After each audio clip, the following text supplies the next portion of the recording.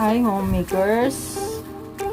For today's video, gagawa ulit tayo ng sabon. Cold process bath soap. Ang gagawin natin ay potato soap. Okay, samahan po ninyo ako.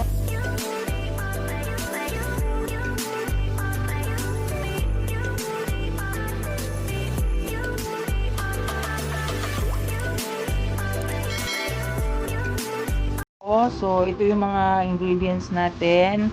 Siyempre, yung ating coconut oil, 500 grams. Ito yung ating distilled water, 125 grams. Yung ating caustic soda, yan po, na natunaw. Ewan ko dahil siguro sa init. 79 grams. And then, meron tayong kasi maglalagay tayo ng citric acid. Ito po yung citric acid natin. Yan, citric acid natin 10 grams. Tapos maglalagay din tayo ng itong kaolin clay 10 grams din. Tapos itong zinc oxide pang sunblock natin 10 grams din. Meron din ako ditong ito, yung mga ginawa ko dati pang design natin sa sabon. And then ang ating pang pabango Ocean Fragrance Oil. So ang unang-unang natin gawin ngayon ay ilalagay muna natin itong ating caustic soda dito sa ating tubig para lumamig na kasi mainit po ito. So kailangan po pag gagawa po tayo nito, kailangan po tayong naka-guantes, tapos naka-mask kasi baka malanghap natin. So, ilagay na natin yan para matunaw na yan. Tapos, papalamigin muna natin siya. Yan, maingat po tayo kasi mainit na mainit po yan. Ito po. Kailangan ko nang natunaw yung ating caustic soda. Yan, pumuti siya kasi halos kukulo siya sa sobrang init.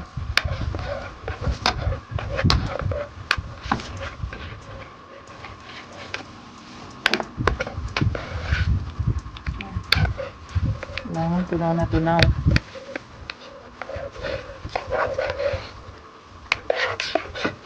Yan, so lamigin muna natin sandali yan. Maggagadgad na tayo nitong ating patatas. Ito ay mabisang pampaputi at ang kailangan lang natin dito yung katas niya, kaya gadgarin natin.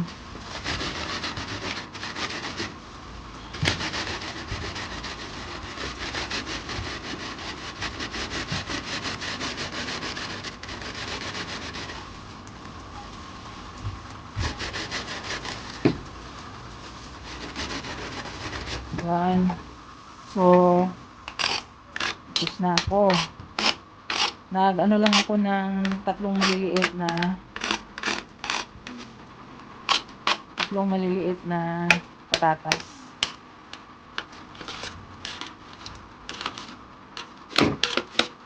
Next, ay kukunin natin yung katas nito.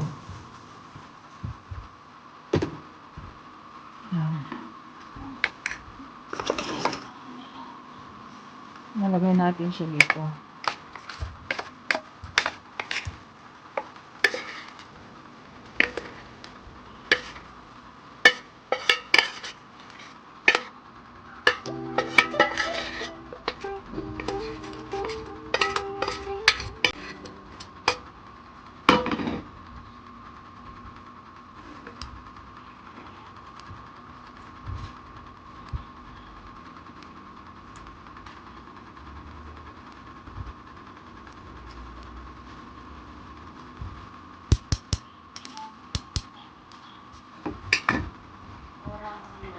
Ito na, pwede na to.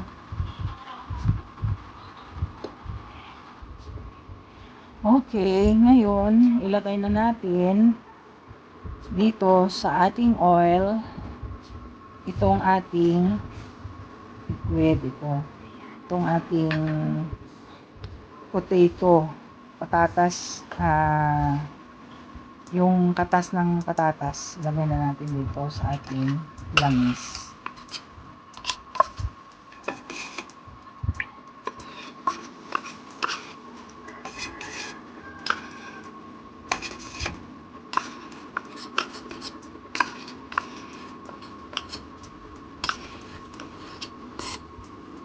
Yan. Tapos, haluin natin.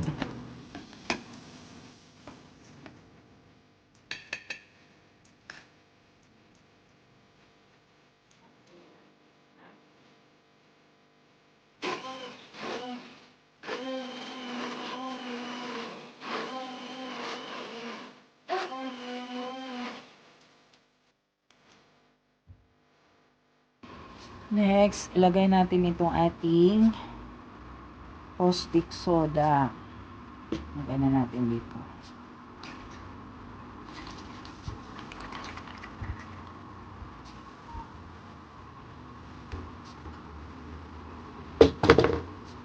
Haluin na.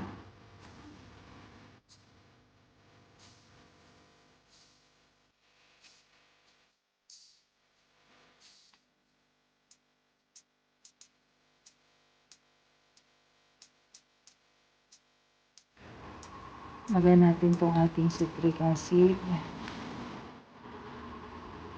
Lagay natin ang ating zinc oxide. Ay, yung ating, zinc oxide. At ilagay na rin natin itong ating kaolin clay.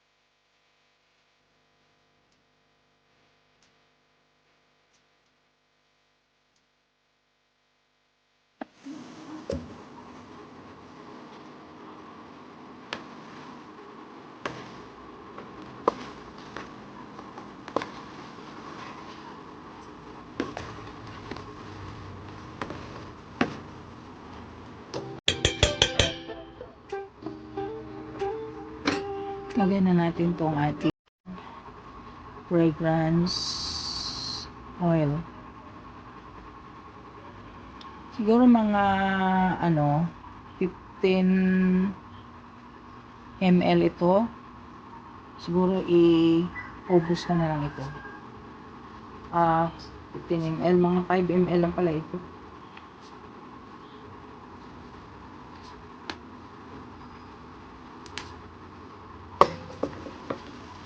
Yan na. So, medyo sticky na siya. Bango.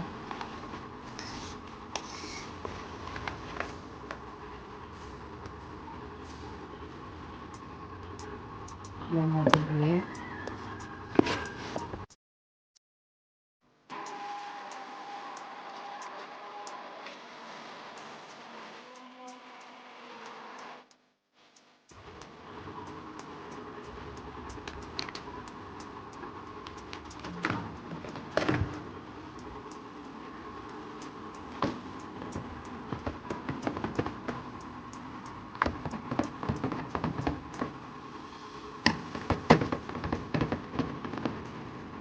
Pwede na natin ilagay sa ating pulmahan.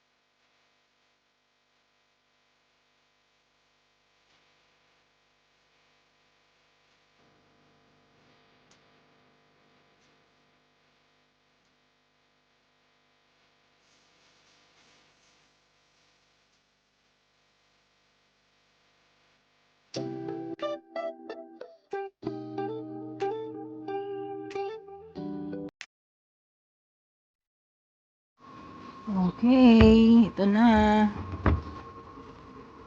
I-unmold na natin.